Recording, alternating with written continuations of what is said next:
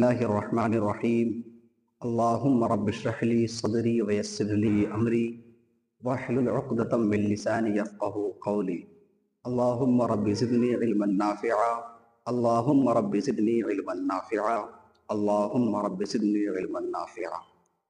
معزز سامعین و ناظرین، بفضلہ تعالی مختصر القدری کا درس قسطوار جاری ہے، اور آج الحمدللہ مختصر القدری کا دوسرا درس ہے۔ آج کا سبق کتاب الطہارۃ۔ قال اللہ تعالی یا ایہا الذین آمنوا اذا قمتم الى الصلاة فاغسلوا وجوہکم وایدیکم الى المرافق وامسحوا برؤوسکم وارجلکم الى الکعبین۔ ففرض الطہارۃ غسل الاعضاء الثلاثۃ ومسح الراس والمرفقان والكعبان تدخلان في فرض الغسل عند علمائنا الثلاثة خلافا للزفر۔ معزز سامعین و ناظرین، سبق شروع کرنے سے پہلے بطور تمہید ایک دو باتیں آپ سماعت فرمائیں۔ سب سے پہلی بات کہ مصنف علیہ الرحمہ نے اپنی کتاب کا آغاز قرآن کریم سے کیوں فرمایا، اپنی کتاب کی ابتدا قرآن کریم کی ایک آیت سے کیوں کی ہے۔ دوسری بات کہ آج ہم پڑھنے والے ہیں فرائض وضو، کہ وضو میں کتنی چیزیں فرض ہیں اور وہ کیا کیا ہیں، اور مزید یہ بھی کہ ہم احناف کے نزدیک وضو کے فرائض کیا ہیں، شوافع کے نزدیک کیا ہیں، مالکیہ کے نزدیک کیا ہے، اور حنابلہ کے نزدیک کیا ہیں، اور وہ کیا کیا ہیں۔ انشاءاللہ آج کے سبق میں آپ تمام حضرات کے سامنے یہ تمام باتیں پیش کروں گا۔ سب سے پہلی بات کہ مصنف علیہ الرحمہ نے اپنی کتاب کا آغاز آیت کریمہ سے کیوں فرمایا، تو دیکھیں مصنف علیہ الرحمہ کا مقصد وضو کی فرضیت کو ثابت کرنا ہے، اور امام قدوری نے مصنف علیہ الرحمہ نے اپنی کتاب کا آغاز آیت کریمہ سے برکتاً کیا ہے، اور رتبتاً دلیل مقدم ہوتی ہے، اس لیے اولاً آیت کو ذکر کیا ہے، اس کے بعد وضو کی فرضیت کے دعوے کو اس پر مرتب فرمایا ہے۔ دوسری بات کہ وضو کے فرائض کیا کیا ہیں، تو دیکھیں وضو کے فرائض جو قرآن کریم سے ثابت ہیں وہ 4 ہیں۔ سب سے پہلا فرض ایک مرتبہ چہرہ دھونا، دوسرا فرض دونوں ہاتھوں کو کوہنیوں سمیت دھونا، تیسرا فرض سر کا مسح کرنا، اور چوتھا فرض ایک مرتبہ دونوں پاؤں کو ٹخنوں سمیت دھونا۔ اور ہم احناف کا یہی مذہب ہے کہ وضو کے فرائض 4 ہیں جو قرآن کریم میں مذکور ہیں، برخلاف شوافع کے نزدیک وضو کے فرائض 6 ہیں۔ 4 تو وہی ہیں جو قرآن کریم میں مذکور ہے، اس کے بعد 2 اور ایکسٹرا ہیں۔ وہ 2 کیا ہیں؟ نیت اور ترتیب، یہ 2 بھی ان کے نزدیک فرض ہیں۔ اور مالکیہ کے نزدیک وضو کے فرائض 7 ہیں، 4 تو وہی ہیں جو میں نے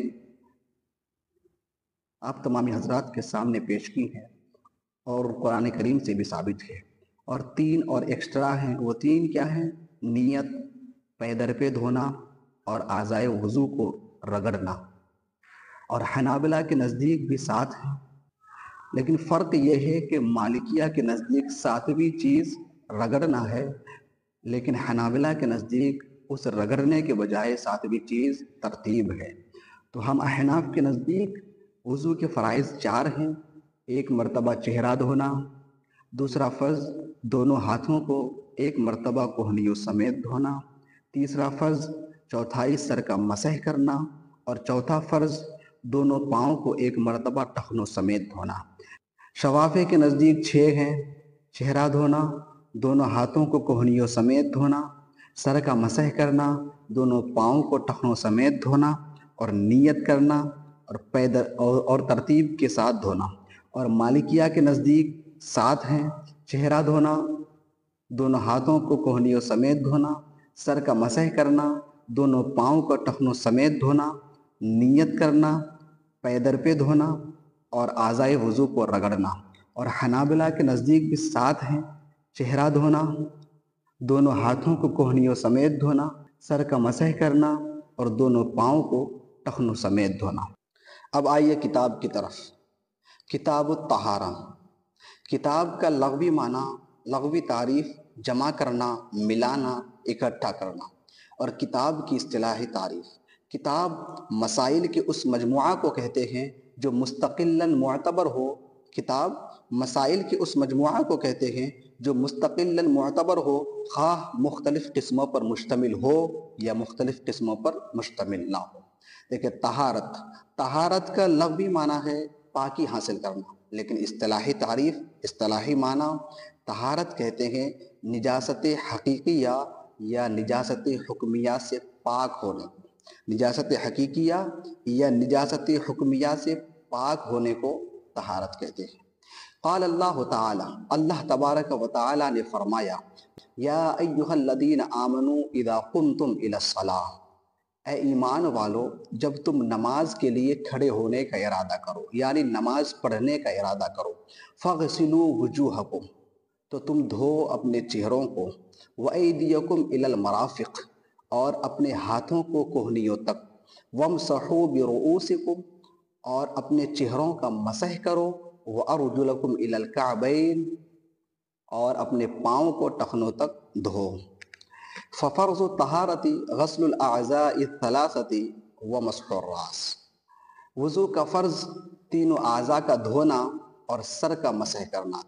تینوں اعضاء سے مراد چہرہ دھونا، دونوں ہاتھوں کو کوہنیوں تک دھونا، اور دونوں پاؤں کو ٹخنوں سمیت دھونا، یہ تینوں اعضاء ہیں۔ وہ مسح الراس اور سر کا مسح کرنا۔